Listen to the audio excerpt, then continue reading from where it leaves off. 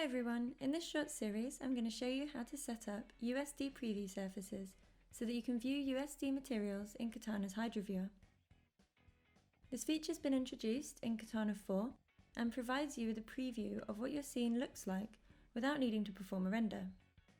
Using USD preview surfaces, you can experiment with material parameters such as roughness or specularity and see the changes straight away.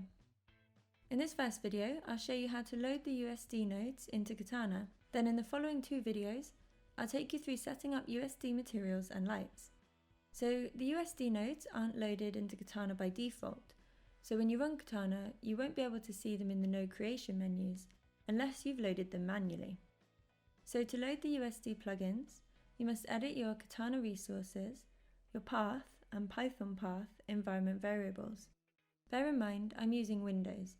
So if you're using Linux, these names and this process is slightly different, so I recommend taking a look at the Katana 4 documentation. To make these edits, I'm going to use a launcher script for Katana, as this is the easiest way to manage all of your environment variables. If you don't already use a launcher batch script, you can refer to the Foundry support portal, where you'll find an article explaining how to set one up. Okay, so inside your launcher script, you need to add the following lines, where Katana root represents the path to your Katana install folder. For example, C program files Katana 4.0 v1.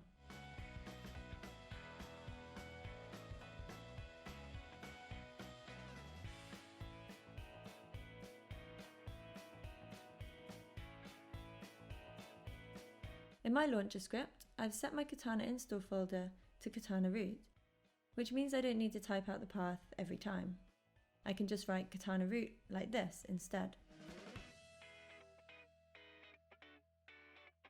This means that if you update your version of Katana, you only need to update your launcher script in one place. For more information about this, you can also refer to the Katana developer guide. So once you've added those lines, you can save your file and launch Katana using the script.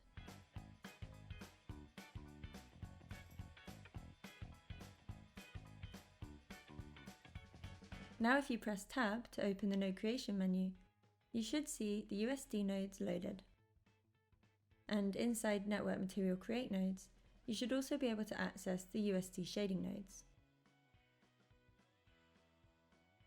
And on the terminal sidebar, you have a USD section under each of your network materials for your USD ports. In the next video, I'll show you how to use these nodes to set up USD materials and view them in the Hydra Viewer.